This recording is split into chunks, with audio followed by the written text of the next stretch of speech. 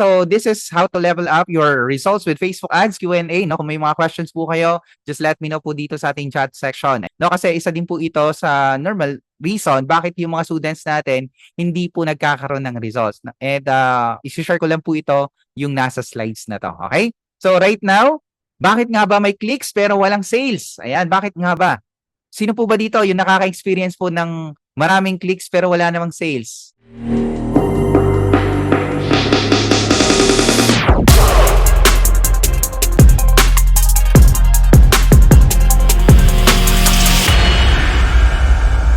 Ito po yon. Kasi normally, may mga students po tayo or kapag once nag-run po tayo ng ads, nakakakuha po tayo ng maraming clicks po dun sa ads natin. No? Marami nagkiklik po dyan.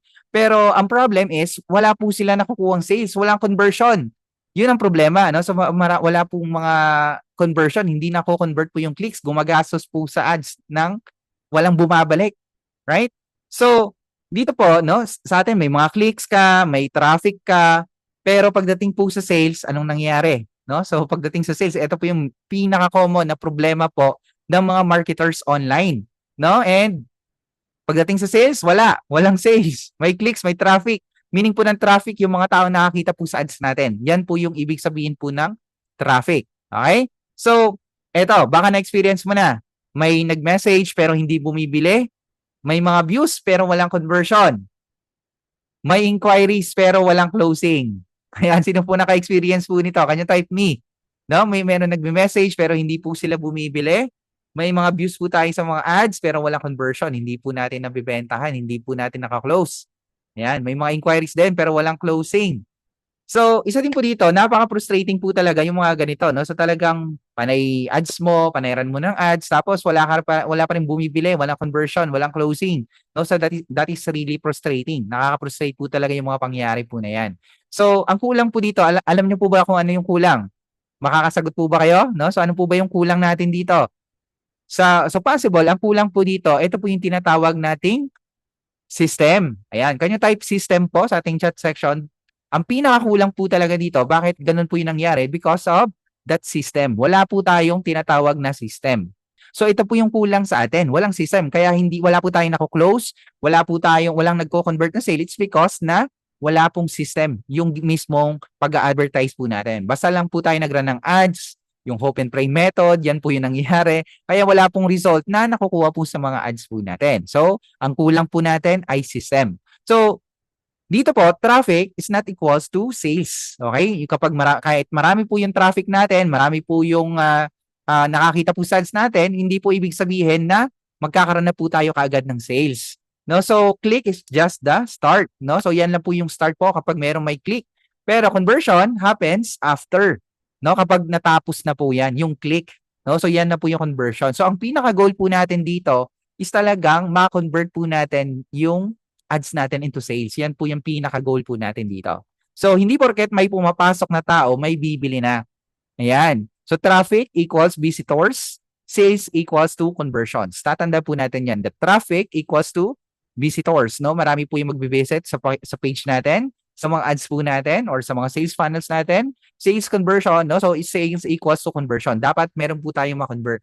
Kaya marami po sa mga nag-advertise is run lang po sila ng ads pero wala pa rin pong talagang nako-convert na into sales, no? So, possible, no, ang problema po din po dito is yung system, possible din po yung paano natin kausapin po yung mga prospects natin, paano natin sila napupunta or nako-convert po natin sila into sales, no? That is possible the problem, no? So, imagine or isipin mo na meron kang mall.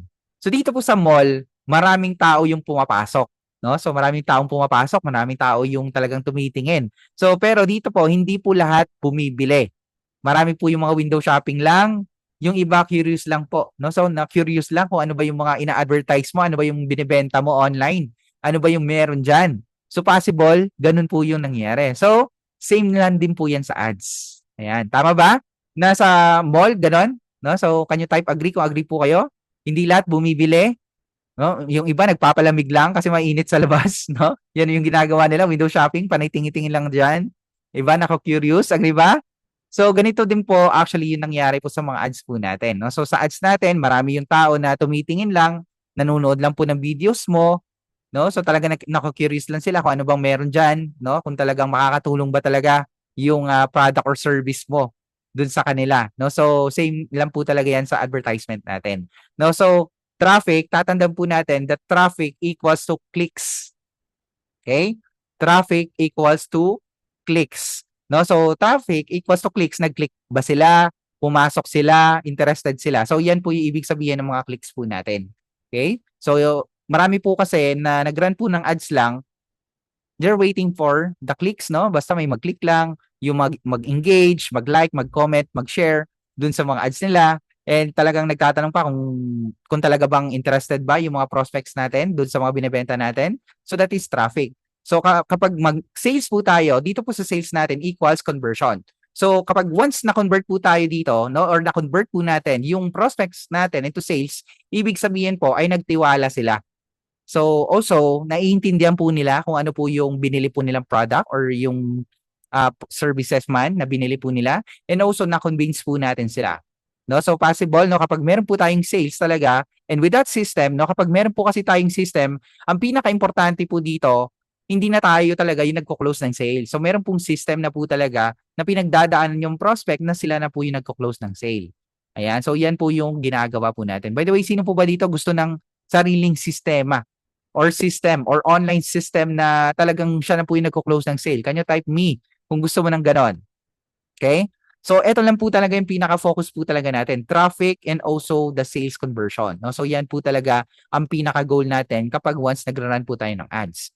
No? So, ito po yung pinaka-real problem. No? So, may clicks ako, dapat may sales na. Sino po ba dito yung ganito po, yung mismong, yung iniisip nila? Ayan. Can you type me? No? Also, kung ganon. No? So, may clicks ako, dapat may sales na. Sino po ba dito? Ganito po yung perception nila. No, kapag once nag-run po sila ng ads.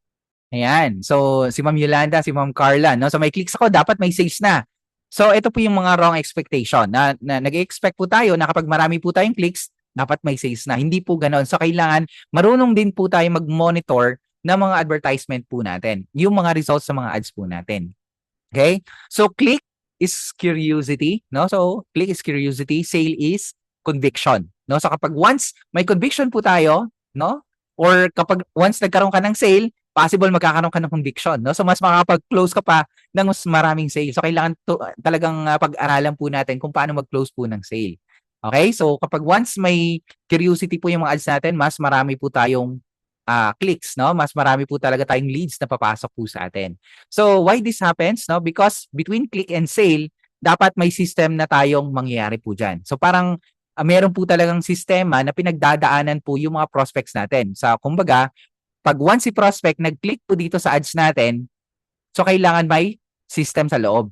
And also, once meron po tayong system, magkakaroon na po tayo ng sale. So that is very important po kapag once nagra-run po tayo ng ads. Hindi po yung basta-basta lang na kapag once nag-run po tayo ng ads, hope and pray method. Sino po ba dito yung may ganun pa rin na ginagawa na panay dasal na lang na sana may bumili, sana may pumansin dun sa ads ko. Ayan, meron po ba dito? Kanya type HP. Ayan, HP, hope and pray. Ayan, HP.